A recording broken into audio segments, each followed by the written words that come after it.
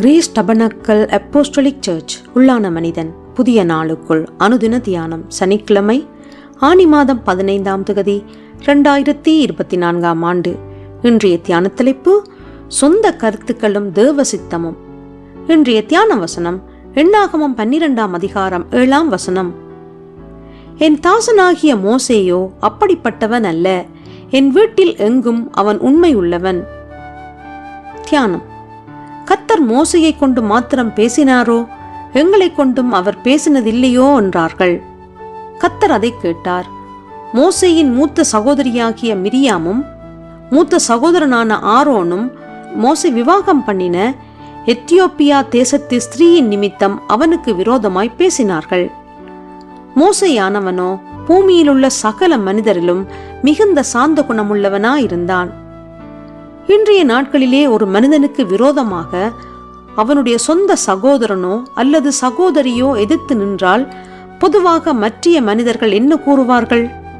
அவனுடைய சொந்த சகோதரர்களே எதிர்த்து நிற்கின்றார்கள் என்று கூறிக்கொள்ள மாட்டார்களோ? மனிதர்கள் தங்கள் சொந்த கருத்துக்களை கூறிக்கொள்ள எந்த தடையும் இல்லை.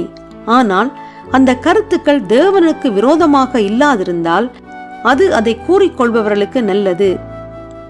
மோசையானவனை குறித்து அவனுடைய அக்காவும் அண்ணாவும் விமர்சித்ததை தேவனாகிய கர்த்தர் கேட்டபோது அவருடைய கோபம் அவர்கள் மேல் மூண்டது.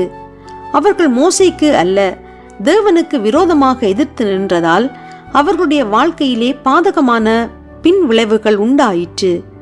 மோசேயின் பரிந்து பேசுதலினாலே அவர்கள் மரணத்திற்கு தப்பிக்கொண்டார்கள். பிரியமான சகோதர சகோதரிகளே, இந்த தியானமானது ஊழியர்களுக்கு சார்பாக எழுதப்படுகின்றது என எண்ணம் கொள்ளாமல் தேவனுக்கு விரோதமாக நீங்கள் எண்ணம் கொள்ளாதபடிக்கு எச்சரிக்கை உள்ளவர்களாக இருங்கள்.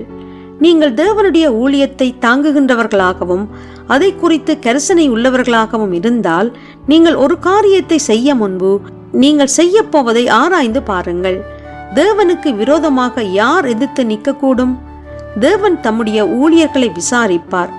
உங்கள் நடவடிக்கைகள் சபை ஐக்கியத்தை குழப்பி விசுவாசிகள் மத்தியிலே பிரிவினைகளை உண்டாக்காதபடி இருக்கும்படிக்கு வேத வார்த்தைகளின் தியானத்தோடும் ஊக்கமான ஜெபத்தோடும் உங்கள் கிரியைகள் நடத்தப்படுவதாக.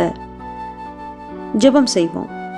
உம்முடைய கிருபையினாலே என்னை நடத்தி செல்லும் தேவனே, நான் என்னுடைய சுய நீதியின்படி உம்முடைய காரியங்களை நடத்த எண்ணம் கொள்ளாதபடிக்கு என்னை காத்துக்கொள்வீராக. இரட்சகர் இயேசு வழியாக ஜெபிக்கின்றேன். ஆமேன். மாலை வாசகம் அப்போஸ்தலர் 5ஆம் அதிகாரம் 39ஆம் வசனம்.